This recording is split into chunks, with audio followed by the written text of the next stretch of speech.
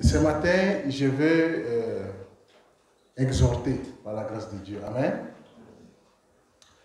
Sur un verset biblique dans Hébreux 11. Hébreux 11, verset 30. Hébreux 11, verset 30, dans la version du second, il est écrit: c'est par la foi que les murailles de Jéricho tombèrent après qu'on en ait fait le tour pendant 7 jours. Je recommence. C'est par la foi que les murailles de Jéricho tombèrent après qu'on en eut fait le tour pendant 7 jours. Avant d'entrer dans le vif de notre exhortation, je voudrais d'abord situer le cadre dans lequel nous nous trouvons. Je ne parle pas du contexte du texte, je parle de notre contexte à nous. Nous venons d'achever le premier trimestre de l'année, pendant lequel il nous a été dit, comme directive divine, de ficeler tous nos projets, de chercher la face de Dieu pour la sagesse, pour la connaissance, pour le comment faire, pour le comment agir, de placer les jalons déjà, de mettre la fondation pour un certain nombre de choses en vue de notre émergence. Et nous entamons le second trimestre de l'année avec le mois pascal. C'est un mois truffé de bénédictions. Et de bénédictions brutales. Des bénédictions sauvages. C'est-à-dire, ce sont des bénédictions à double tranchant. Vous les saisissez, vous vous envolez. Vous amorcez le premier pas dans votre couloir de destinée. Vous le négligez, ça vous écrase.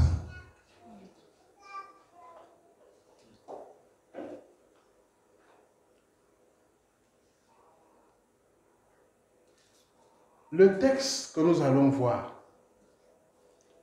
sur lequel porte notre exhortation, vient à point nommé. À point nommé parce que nous venons juste d'achever le trimestre et nous amorçons le second trimestre. Il est donc question pour nous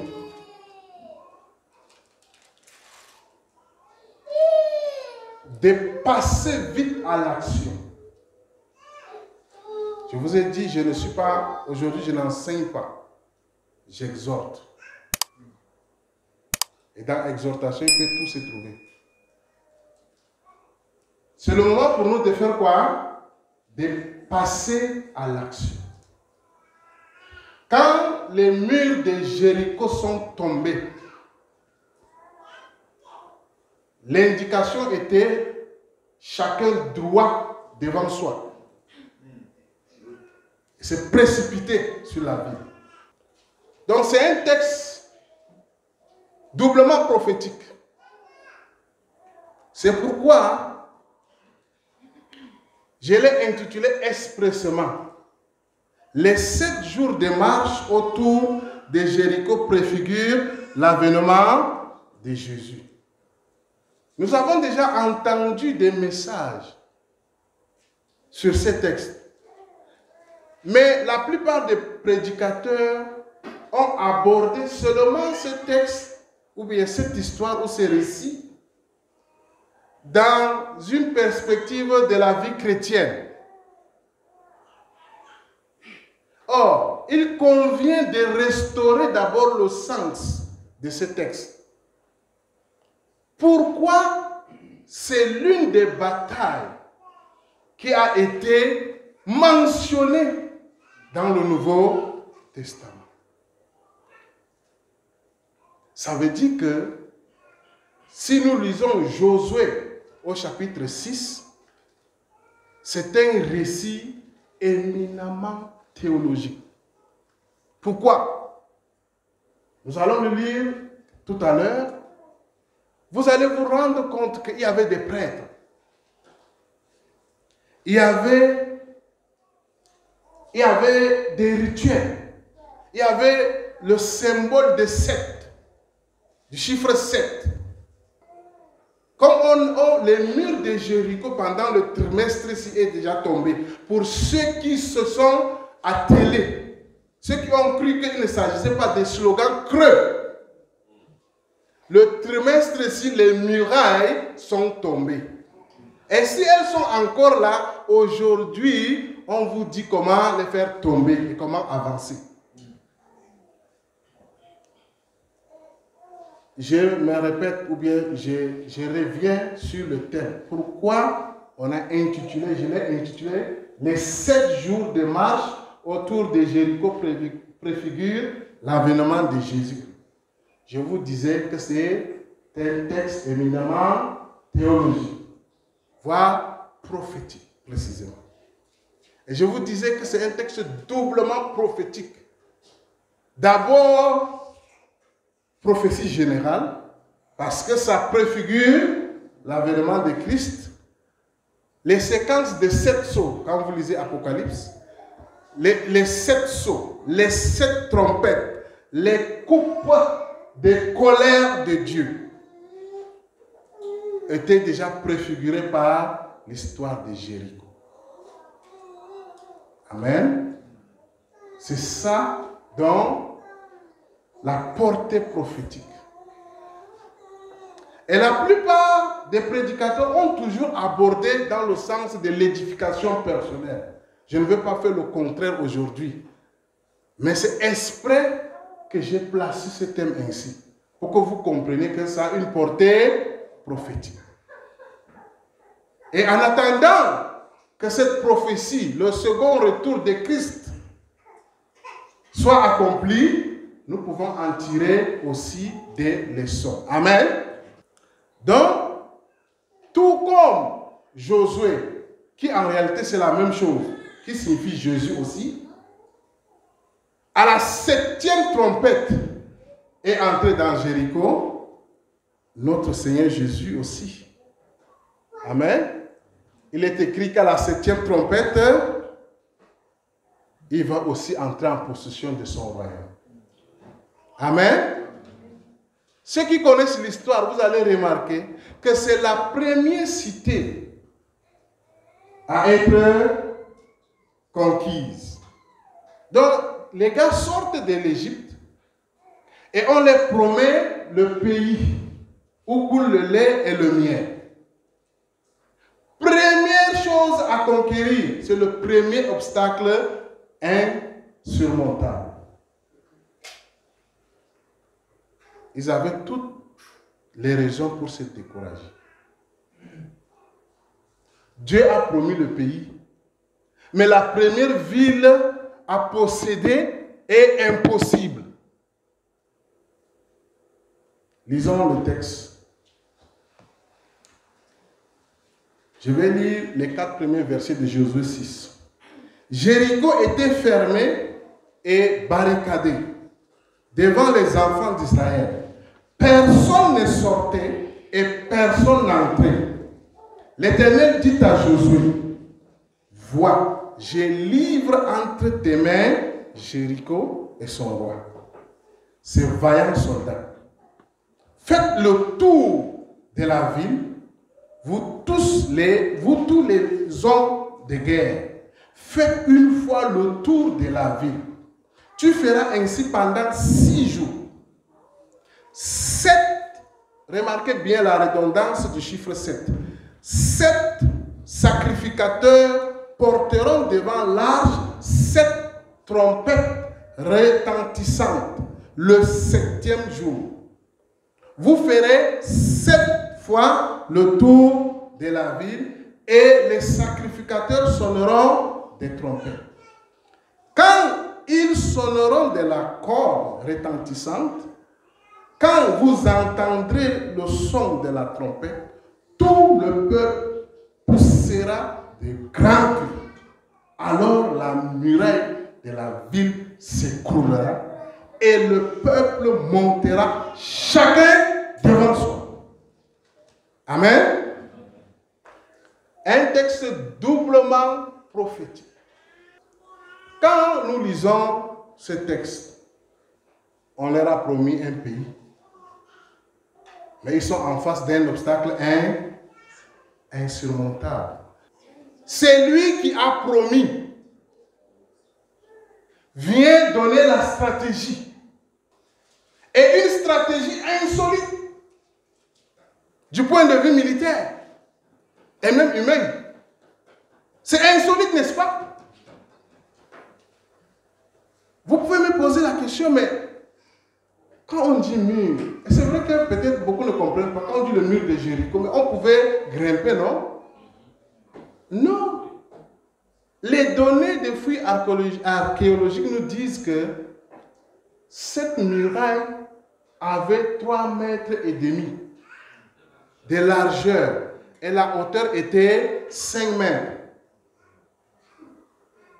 Et maintenant, la muraille était elle-même protégée par un fossé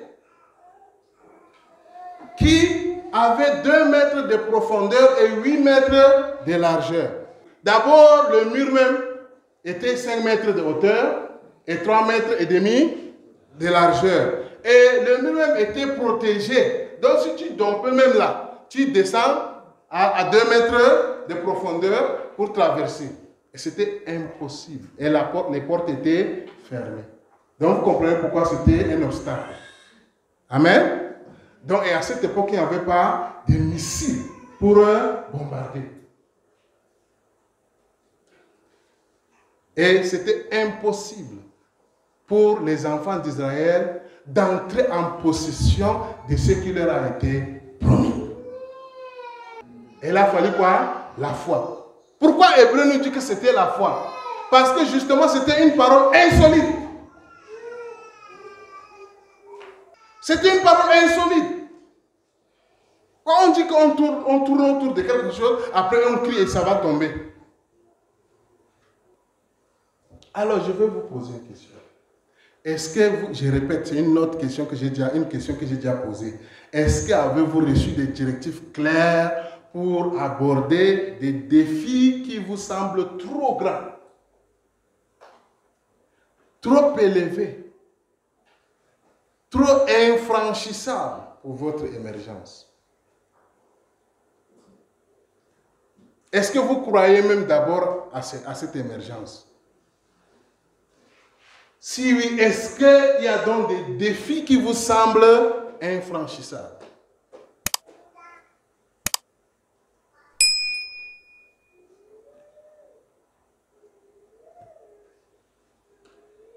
Est-ce qu'il y a des directives qui vous ont été données?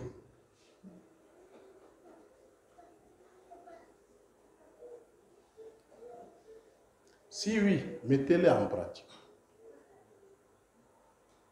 Aussi stupide que ces directives paraissent à vos yeux, mettez-les en pratique. Ne ménagez aucun effort. Appliquez ces directives de tout votre être dans la foi. Amen. Dans la foi.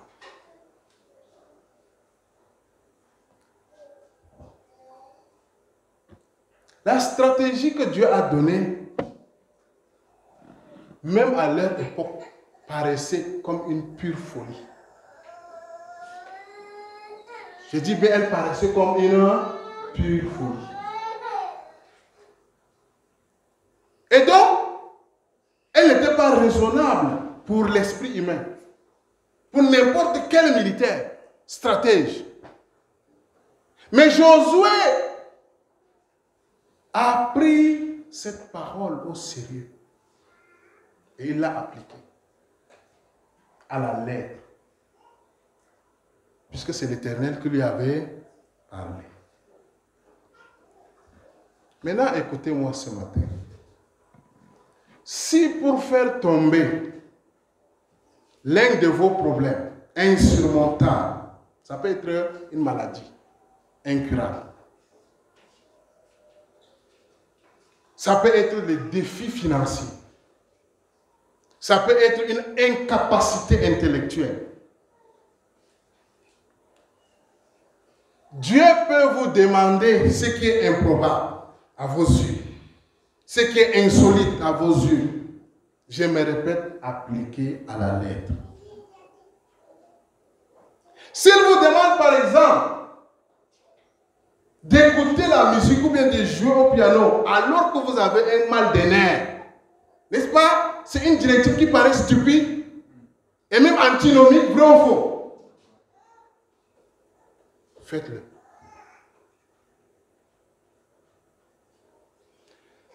Un jour, on m'a appelé pour un cas de maladie et le malade était sur le point de mourir. Le malade était un jeune garçon d'une trentaine d'années. Il était quasiment inconscient. Et la famille nous a appelés pour juste prier pour lui. Et que s'il pouvait même accepter Jésus dans son cœur. Parce qu'en fait, c'était un désordonné. C'est quelqu'un qui menait une vie vraiment de désordre. Et les parents pleuraient. Sa grande sœur qui a fait appel à nous pleurait. Elle veut simplement, ce n'est pas la guérison, elle veut simplement que cette personne accepte Jésus. Et comment allez-vous prêcher l'évangile à quelqu'un qui est inconscient? C'est ainsi que j'étais avec un jeune frère. Nous avons prié. Et le jeune frère aura une illumination de sagesse. Qu'on lui donne de l'eau. Il va souffler dans mes oreilles, qu'on lui apporte de l'eau. Qu'on le force, on y boit de l'eau. Ainsi parlait l'Éternel. Nous avons donc demandé. C'est stupide, non? L'eau nature qui ramène quelqu'un, c'est stupide. On a des médecins dans la salle.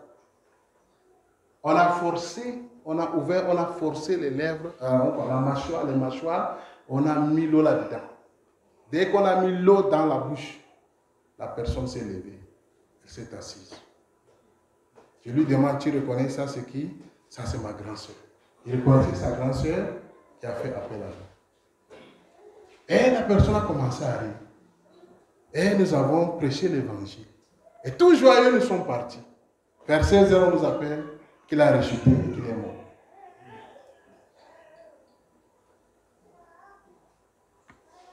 Vous voyez une directive stupide du point de vue médical. Hein? L'eau nature, ça ramène quelqu'un. Beaucoup perdront leur émergence à cause de la stupidité des directives. Dieu peut vous dire de faire un don à un ministère, à une église, à une œuvre. Pourtant, vous n'avez rien dans le compte. C'est stupide, n'est-ce pas?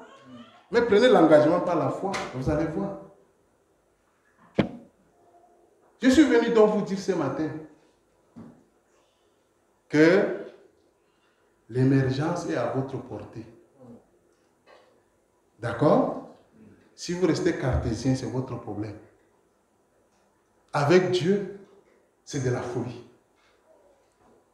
Tout à l'heure, je vous parlais du chiffre 7.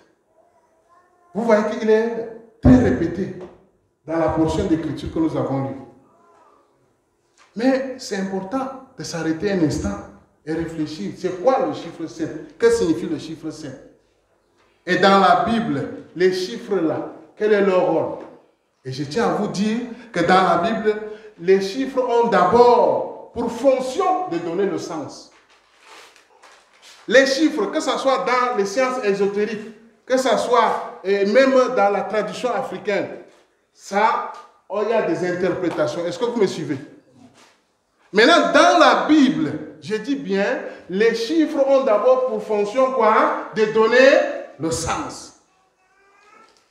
Donc, chaque fois que vous êtes en face d'un texte biblique, il faut se demander quelles ont été les intentions des auteurs ou bien de l'auteur sacré en employant tel chiffre, tel chiffre.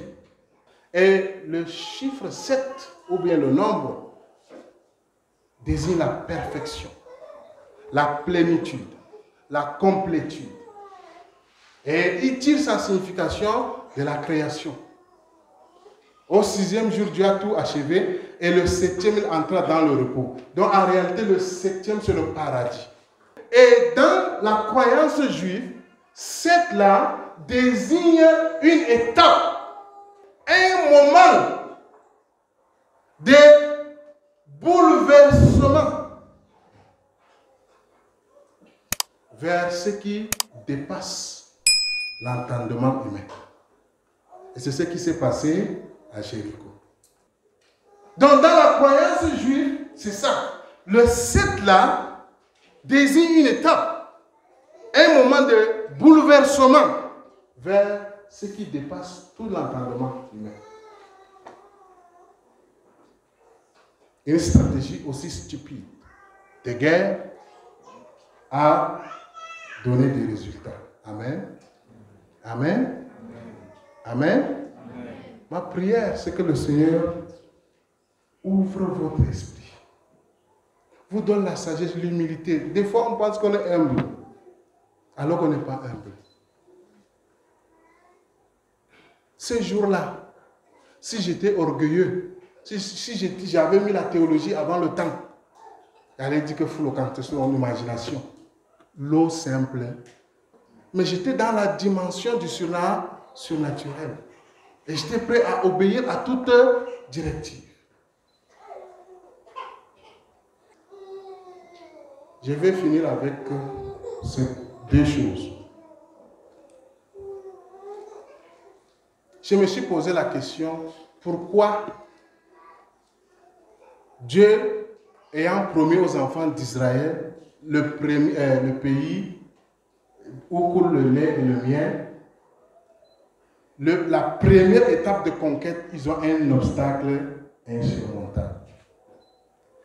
En analysant bien ce chapitre, c'est-à-dire de Josué 6, et en lisant le verset 11, le verset 30 de Hébreux 11, le secret c'était que c'est par la foi que les gars ont accepté. Et ici, on a une autre définition de la foi au regard de ces récits. La foi ici n'est pas loin de la folie. Et c'est pourquoi les choses spirituelles est une folie pour une personne qui marche dans la chair. Même si vous êtes un médecin, si vous entrez dans la dimension du surnaturel, en consultant les gens, vous allez voir des miracles. Amen. Dans tout ce que vous faites. Pourquoi les obstacles? Quel est le rôle des obstacles? Et pourquoi les directives ou les incitations du Saint-Esprit qui paraissent bêtes? J'ai trouvé deux réponses. Au regard du récit, elles nous permettent de connaître Dieu dans une autre dimension. Les obstacles et les directives, entre guillemets, bêtes du Saint-Esprit nous permettent de connaître Dieu à une autre dimension. Et je m'en vais vous dire, Dieu est un peu comme du cristal. Hein? Ceux qui font dans l'or, ils comprennent. Dans le diamant, ça a plusieurs facettes. Donc, vous progressez dans la connaissance de Dieu. Amen. Et donc, les obstacles vous permettent souvent, vous voyez que vous êtes incapable, comme l'armée d'Israël. Et lui vous donne donc une directive bête, qui paraît comme une folie. Et vous l'appliquez à la lettre, vous avez le résultat. Là, vous progressez dans une autre dimension de connaissance. Amen. Amen. Et la dernière chose que j'ai apprise aussi par rapport aux obstacles et aux incitations du Saint-Esprit, c'est que les obstacles sur notre chemin de l'émergence, sur le chemin de ta destinée, cachent une promotion. Le verset 27 du chapitre 6 de Josué nous dit, l'Éternel fut avec Josué, dont la renommée s'est répandue dans tout le pays. Alléluia. Dans le secret, Dieu lui a montré ce qu'il faut faire. Et en tant que leader, il est venu appliquer. Il n'a pas eu d'égard intellectuel comme aujourd'hui. Mais il faut discuter les directives. Mais est-ce que tu ne penses pas comment on peut faire le tour? Est-ce que et si un monte sur le rempart, il nous flèche? Aujourd'hui, on va réfléchir comme ça.